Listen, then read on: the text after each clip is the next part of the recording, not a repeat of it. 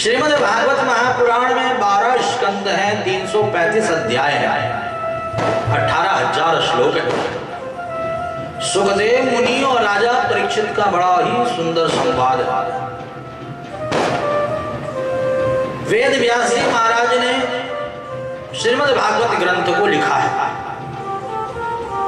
देखिए, जितने भी वेद हैं, जितने भी पुराण हैं, जितने भी शास्त्र हैं, सब वेद व्यास जी महाराज ने लिखे हैं।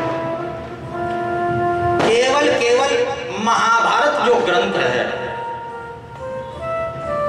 गणेश जी ने लिखा है और वेद व्यास जी ने श्लोक बोले। लिखने वाले गणेश जी हैं और श्लोक कहने वाले वेद व्यास जी।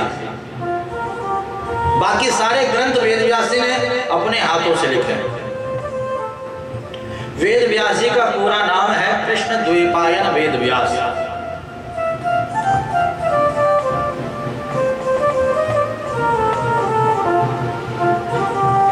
आज वेद व्यास जी महाराज जब नारद जी से प्रेरित होकर के भागवत ग्रंथ को लिखते हैं, नारद जी से कैसे प्रेरणा मिली भागवत ग्रंथ लिखने की? भागवत में आगे प्रसंग आता है बड़ा सुंदर कि एक बार वेद व्यास जी महाराज बड़े दुखी थे, बड़े चिंतित थे। नारद जी ने देखा वेद व्यास जी महाराज को दुखी, चिंतित, परेशान। पूछा, क्यों दुखी हो, क्यों परेशान हो? क्या मैंने इतने सारे वेद लिख दिए, पुराण लिख दिए, शास्त्र लिख दिए, महाभारत जैसा विशाल ग्रंथ लिख दिया, फिर भी मेरे मन को शांति नहीं मिल रही है, संतोष नहीं हो रहा है? क्योंकि आगे जो कलयुग आ रहा है, कलयुग में किसी के पास समय नहीं होगा इन ग्रंथों को, शास्त्रों को पढ़ने का।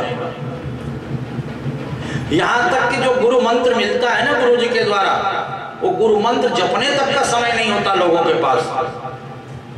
तो ये शास्त्र पुराण को कौन पढ़ेगा? और जब शास्त्रों को नहीं पढ़ेगा, पुराणों को नहीं पढ़ेगा, जीवन को सन्मार्ग पर नहीं लेकर के जाएगा, अच्छे विचार नहीं होंगे, अच्छे भावनाएं नहीं होंगी, अच्छी बुद्धि नहीं होगी, अच्छा विवेक नहीं होगा, तो कल्याण कैसे होगा? तब नारद जी ने कहा वेद व्यास जी महाराज से कि आप एक काम कीजिए, सभी पुराणों का जो सार है, निचोड़ है, वो निकाल करके, समस्त शास्त्र पुराण वेदों का निचोड़ निकाल करके एक ग्रंथ बनाइए और उस ग्रंथ का नाम रखिए श्रीमद् भागवत महापुराण। वेद व्यास जी महाराज ने जब नारद जी से प्रेरणा पाकर के, प्रेरित होकर के श्रीमद् भागवत ग्रंथ को लिखा, तो ध्यान देना, सबसे पहले यहां पर मंगलाचरण किया। मैंने आपको कल भी बताया था कि जब हम कोई कार्य प्रारंभ करते हैं तो कार्य के प्रारंभ में अपने इष्ट, अपने आराध्य, अपने गुरु का स्मरण किया जाता है कि हमारे इस कार्य में कोई विघ्न ना आए, कोई बाधा ना आए, कोई अड़चन ना आए, कोई रुकावट ना आए। जो स्तुति कार्य के प्रारंभ में की जाती है उसे मंगलाचरण कहते हैं।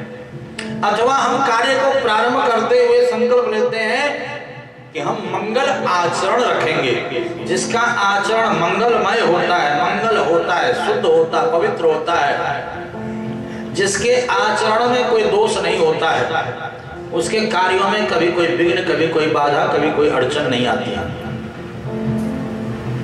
तो मंगल आचरण का संकल्प लेकर के मंगलाचरण करते हुए कार्य को प्रारंभ किया जाता है। और वेद व्यास जी ने भी यहाँ पर बड़ा सुंदर मंगलाचरण करते हुए, स्तुति करते हुए, प्रार्थना करते हुए इस ग्रंथ को प्रारंभ किया है।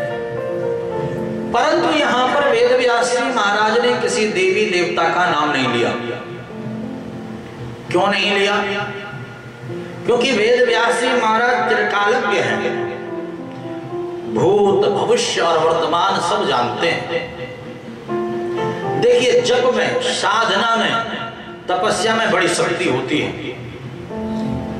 जो नित्य जप करता है, तप करता है, साधना करता है, भजन करता है, उसको पहले से ही अनुमान हो जाता है कि आगे क्या होने वाला है। अपने आप अनुमान हो जाता है। अरे भैया मैं तो सोच ही रहा था कि कैसा होगा, वो देखो हो ही गया, पहले से ही पता चल जाता है।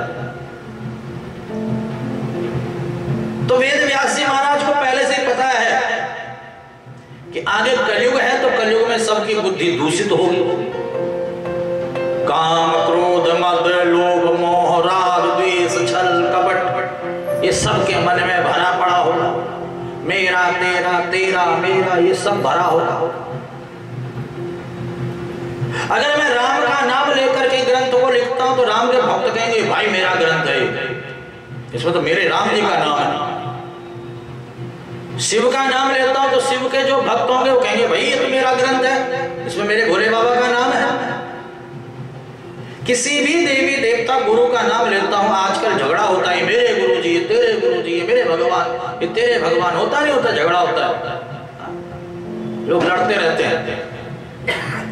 कई लोग बोल करके लड़ते हैं, कई लोग जो है मन में रख करके लड़ते हैं, मन ही मन जो है उनके जो है भाव चलते रहते हैं। तो इसलिए किसी देवी देवता का नाम नहीं लिया। राम भी सत्य है, कृष्ण भी सत्य है, देवी मैया भी सत्य है, गुरु महाराज भी सत्य है।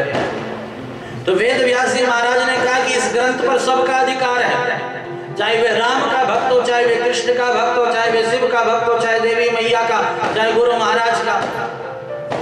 जो भी इस भागवत की शरण में आएगा ये भागवत उसका कल्याण करेगी। इसलिए वेद व्यास जी महाराज ने ग्रंथ के प्रारंभ में ही कह दिया कि सत्यम परम धीमहि, मैं सत्य स्वरूप भगवान को प्रणाम करके इस ग्रंथ को लिखता हूँ। बोले सत्यनारायण भगवान की